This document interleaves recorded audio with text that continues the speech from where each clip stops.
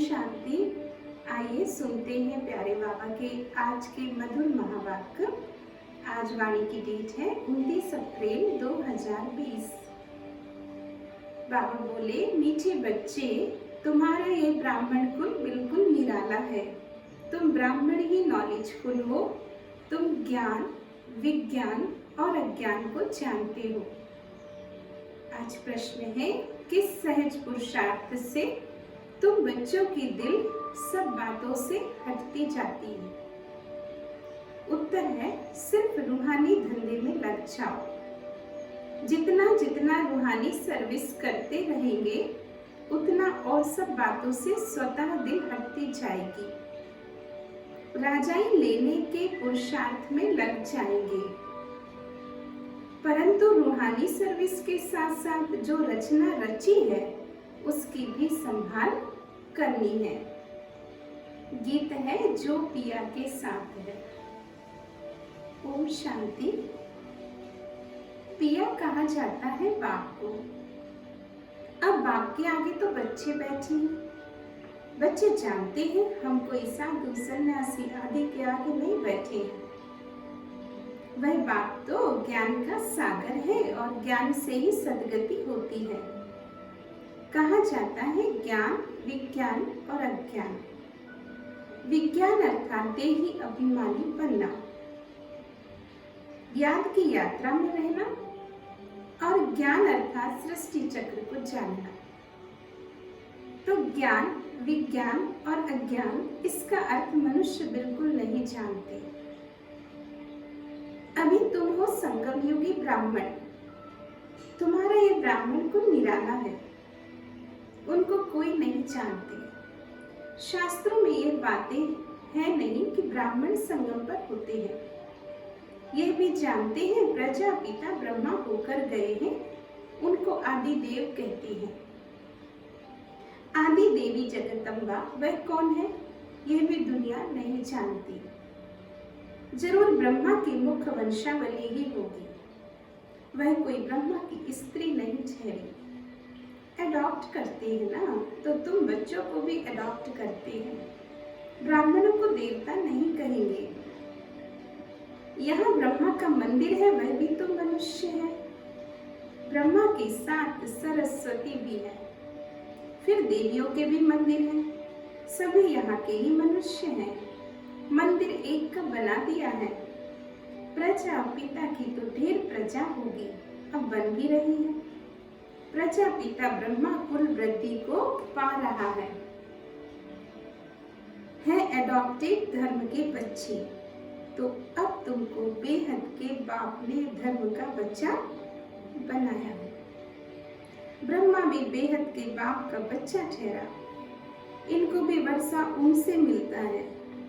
तुम पोतरे पोत्रियों को भी वर्षा उनसे मिलता है। ज्ञान तो कोई के पास है नहीं, क्योंकि ज्ञान का सागर तो एक बाप है। वह जब तक ना आए तब तक सद्गति कौन करे। अभी तुम भक्ति से ज्ञान में आए हो सद्गति के लिए, तो सतयुग को कहा जाता है सद्गति। कलयुग को दुर्गति कहा जाता है, क्योंकि रावण का राज्य है। सद्गति को राम राज्य भी कहते हैं, सूर्यवंशी भी कहते हैं। अर्थात नाम है सूर्यवंशी, चंद्रवंशी। बच्चे जानते हैं हम ही सूर्यवंशी कुल के थे, 84 जन्म लिए। ये नॉलेज कोई शास्त्रों में हो नहीं सकती, क्योंकि शास्त्र है ही भक्ति मार्ग के। वह तो सब विनाश हो जाएंगे। यहाँ से जो संस्कार ले जाएंगे वहाँ सब मार्ग पर पावनी का, यहाँ से जो संस्कार ले जाएंगे वहाँ वह सब मन बनाने लग पड़ेंगे। तुम्हारे में भी संस्कार भरे जाते हैं राजाई के लिए। तुम राजाई करेंगे, वह साइंसदान फिर उस राजाई में आकर जो हुनर सीखते वह करेंगे। जाएंगे जरूर सूर्यवंशी और चंद्रवंशी राजाई में। उनमें फिर है साइंस की नॉलेज, वे उसके संस्कार ले जाएंगे। वह भी पुरुषार्थ करते हैं, उनके पास भी इल्म है, विद्या है। तुम्हारे पास दूसरा कोई इल्म नहीं है। तुम बाप से राजाई लेंगे। धंधे आदि में तो वह संस्कार रहते हैं, कितनी खिटपिट रहती है, परंतु जब तक वानप्रस्थ अवस्था नहीं हुई तो घर बार की भी संभाल करनी है, नहीं तो बच्चों को कौन संभालेंगे। यहाँ तो नहीं आकर बैठना है, ऐसे कहते हैं। जब इस धंधे में पूरी रीति लग जाएंगे फिर वह छूट सकता है। साथ में रचना को भी जरूर संभालना है। हाँ, कोई अच्छी रीति रूहानी सर्विस में लग जाते हैं, फिर उनसे जैसे दिल उठ जाएगी। समझेंगे जितना टाइम इस रूहानी सर्विस में देवे उतना अच्छा है।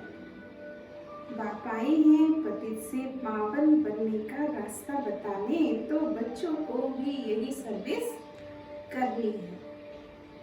हर एक का हिसाब देखा जाता है। बेहद का बाप तो केवल पतित से पावन बनने की मत देते हैं, वह पावन बनने का रास्ता बताते हैं। बाकी ये देख रेख करना, राय देना इनका धंधा हो जाता है। शिव बाबा कहते हैं मेरे से कोई बात धंधे आदि की नहीं पूछना है। मेरे को तुमने बुलाया है आकर पतित से पावन बनाओ, तो इन द्वारा तुमको पावन बना रहा हूँ। यह भी बाप है, इनकी मत पर चलना पड़े। उनकी रूहानी मत और इनकी जिस्मानी मत, इनके ऊपर भी कितनी रिस्पॉन्सिबिलिटी है। यह भी कहते रहते हैं बाप का फरमान है माम एकम याद करो। बाप की मत पर चलो। बाकी बच्चों को कुछ भी पूछना पड़ता है, नौकरी में कैसे चले, इन बातों को ये साकार बाबा अच्छी रीति समझा सकते हैं। अनुभवी है ना, यह बताते रहेंगे ऐसे ऐसे मैं करता हूँ, इनको देख सीखना है। ये सिखाते रहेंगे क्योंकि यह है सबसे आगे। ब्रह्मा बाबा सबसे आगे है, अनुभवी है। सब तूफान पहले इनके पास आते हैं, इसलिए सबसे रुस्तम यह है, तब तो ऊंच पद पाते हैं। माया रुस्तम हो लड़ती है, इसलिए फट से सब कुछ छोड़ दिया। इनका भी पाठ था, बाबा ने इनसे यह करा दिया, तो कर्म करावनहार तो वह है। खुशी से छोड़ दिया, साक्षात्कार हो गया। अब हम विश्व के मालिक बनते हैं, तो ये पाई पैसे की चीज हम क्या करेंगे। विनाश का साक्षात्कार भी करा दिया, समझ गए इस पुरानी दुनिया का विनाश होना है, हमको फिर राजाई मिलती है, तो फट से सब छोड़ दिया। अब तो बाप की मत पर चलना है। बाप कहते हैं मुझे याद करो। ड्रामानुसार भट्टी बननी थी, मनुष्य थोड़े ही समझते हैं इतने ये सब क्यों भागे। ये कोई साधु संत तो नहीं है, ये तो सिंपल है, इसने किसको भगाया नहीं है। कृष्ण का चित्र कोई है नहीं, कृष्ण का चरित्र कोई है नहीं, मनुष्य मात्र की महिमा कोई है नहीं। महिमा तो एक बाप की, शिव बाबा की है। बस बाप ही आकर सबको सुख देते हैं, तुमसे बात करते हैं। तुम यहाँ किसके पास आए हो, तुम्हारी बुद्धि वहां भी जाएगी, यहाँ भी, क्योंकि जानते हो शिव बाबा रहने वाला वहां का है। अभी इनमें आया है, बाप से हमको स्वर्ग का वर्षा मिल रहा है। कलयुग के बाद जरूर स्वर्ग आएगा। कृष्ण भी बाप से वर्षा लेकर जाए राजाई करते हैं, इसमें चरित्र की बात नहीं। जैसे राजा के पास प्रिंस पैदा होता है, स्कूल में पढ़कर फिर बड़ा होकर गद्दी लेगा, इसमें महिमा व चरित्र की बात नहीं। तो ऊंचे ते ऊंचा एक बाप है, महिमा भी उन्हीं की है। यह भी उनका परिचय देते हैं। अगर वह कहें मैं कहता हूँ तो मनुष्य समझेंगे, यह अपने लिए कहते हैं। ये बातें तुम बच्चे समझते हो, भगवान को कभी भी मनुष्य नहीं कह सकते। वह तो एक निराकार है, परम धाम में रहते हैं। तुम्हारी बुद्धि ऊपर में जाती फिर नीचे भी आती है। बाबा दूर देश से पराए देश में आकर हमको पढ़ाकर फिर चले जाते हैं। खुद कहते हैं मैं आता हूँ सेकंड में, देरी नहीं लगती। आत्मा भी सेकंड में एक शरीर छोड़ दूसरे में जाती है, कोई देख ना सके, क्योंकि आत्मा बहुत तीखी है। गाया हुआ भी है ना, सेकंड में जीवन मुक्ति। रावण राज्य को जीवन बंद राज्य कहेंगे। बच्चा पैदा हुआ और बाप का वर्षा मिला, तुमने भी बाप को पहचाना और स्वर्ग के मालिक बने। फिर उसमें नंबरवार मर्तबे हैं पुरुषार्थ अनुसार। बाप बहुत अच्छी रीति समझाते हैं। दो बाप हैं, एक लौकिक और पारलौकिक। गाते भी हैं, दुख में सिमरन सब करे, सुख में करे ना कोई, और जो सुख में करे सो दुख काहे होए। तो तुम जानते हो, हम भारतवासियों को जब सुख था तो सिमरन नहीं करते थे। फिर हमने 84 जन्म लिए। आत्मा में खाद पड़ती तो डिग्री कम होती जाती है। 16 कला संपूर्ण, फिर 2 कला कम हो जाती है। कम पास होने कारण राम को बाण दिखाया है, बाकी कोई धनुष नहीं तोड़ा। यह एक निशानी दे दी है। तो ये सब है भक्ति मार्ग की बातें। भक्ति में मनुष्य कितना भटकते हैं। अब तुमको ज्ञान मिला है तो भटकना बंद हो जाता है।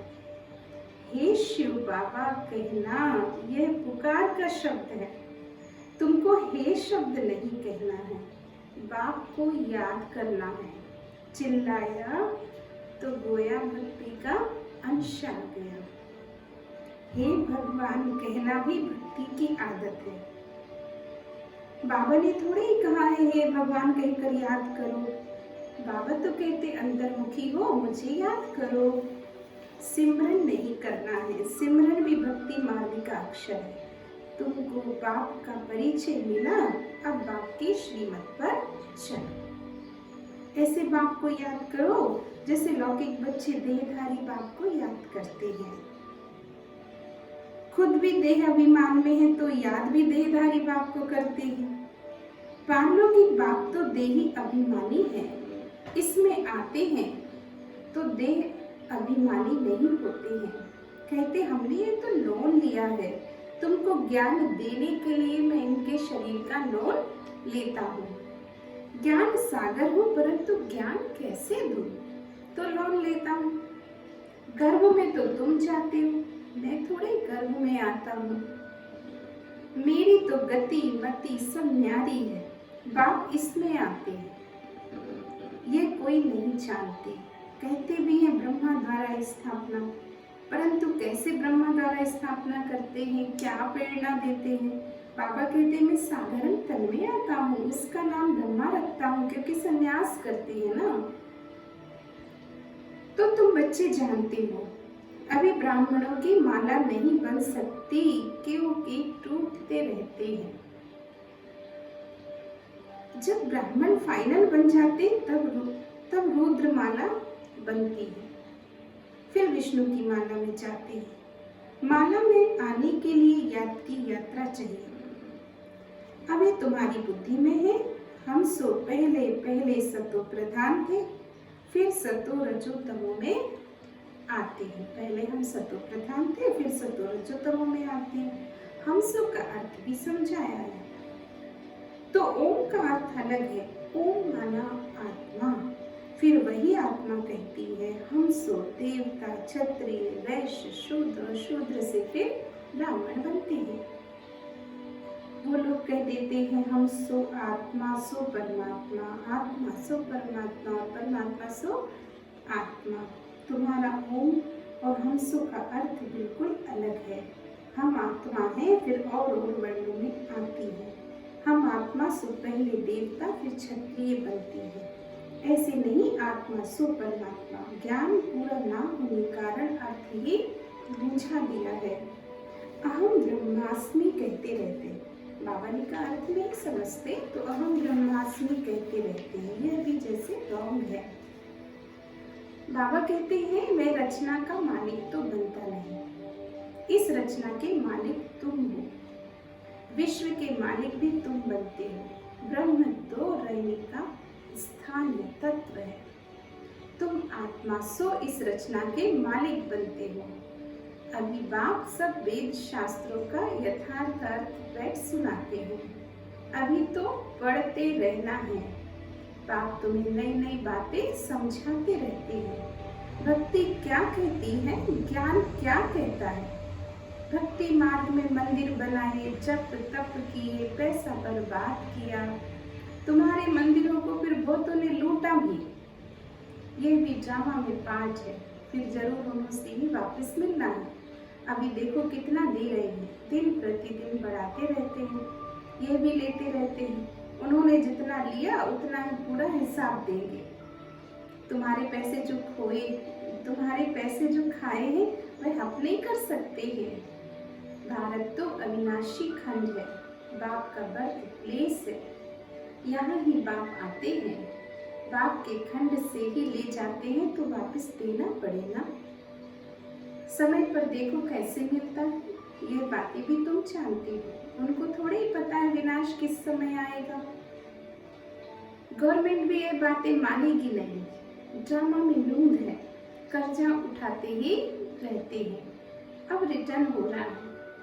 तुम जानते हो हमारी राजधानी से बहुत पैसे लिए, सो फिर दे रहे हैं।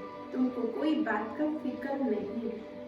फिक्र रहता है सिर्फ बाप को याद करें, याद से ही पाप भस्म होंगे। नॉलेज तो बहुत सहज है। अब जो जितना पुरुषार्थ करे, श्रीमत तो मिलती रहती है। अविनाशी सर्जन से हर बात में मत लेनी पड़े। अच्छा मणिपुरी में बाबा ने याद प्यार दिया। बाबा बोले, मीठे मीठे सिक्की लगे बच्चों प्रति माता पिता बाप दादा का याद प्यार और गुड मॉर्निंग। रूहानी बाप की रूहानी बच्चों को नमस्ते, और हम रूहानी बच्चों की रूहानी बाप दादा को याद प्यार और नमस्ते नमस्ते। शुक्रिया बाबा, बहुत बहुत थैंक्स। अभी हम सुनते हैं मुरली का सार। पहली पॉइंट है, जितना टाइम मिले उतना टाइम में रूहानी धंधा करना है। रूहानी धंधे के संस्कार डालने हैं। पतितों को पावन बनाने की सर्विस करनी है। दूसरी पॉइंट, अंतर्मुखी बन बाप को याद करना है। मुख से हे शब्द कभी नहीं निकालना है। जैसे बाप को अहंकार नहीं, ऐसे निरहंकारी बनना है। आज बाबा ने बच्चों को वरदान दिया, संगठित रूप में एक रस स्थिति के अभ्यास द्वारा विजय का नगाड़ा बजाने वाले एवर रेडी भव। संगठित रूप में एक रस स्थिति के अभ्यास द्वारा विजय का नगाड़ा बजाने वाले एवर रेडी भव। विश्व में विजय का नगाड़ा तब बजेगा जब सभी के सब संकल्प एक संकल्प में समा जाएंगे। संगठित रूप में जब एक सेकंड में सभी एक रस स्थिति में हो जाए तब कहेंगे एवर रेडी। एक सेकंड में एक मत, एक रस स्थिति और एक संकल्प में स्थित होने की निशानी अंगुली दिखाई है, जिस अंगुली से कलियुगी पर्वत उठ जाता है। इसलिए संगठित रूप में एक रस स्थिति बनाने का अभ्यास करो, तभी विश्व के अंदर शक्ति सेना का नाम लाना होगा। स्लोगन है, श्रेष्ठ पुरुषार्थ में थकावट आना यह भी आलस्य की निशानी है। श्रेष्ठ पुरुषार्थ में थकावट आना यह भी आलस्य की निशानी है। अच्छा, तो प्यारे बाबा ने हम सबको ये अनमोल महावाक्य सुनाए। बाबा को दिल से बहुत बहुत थैंक्स बाबा, बहुत बहुत शुक्रिया। ओम शांति।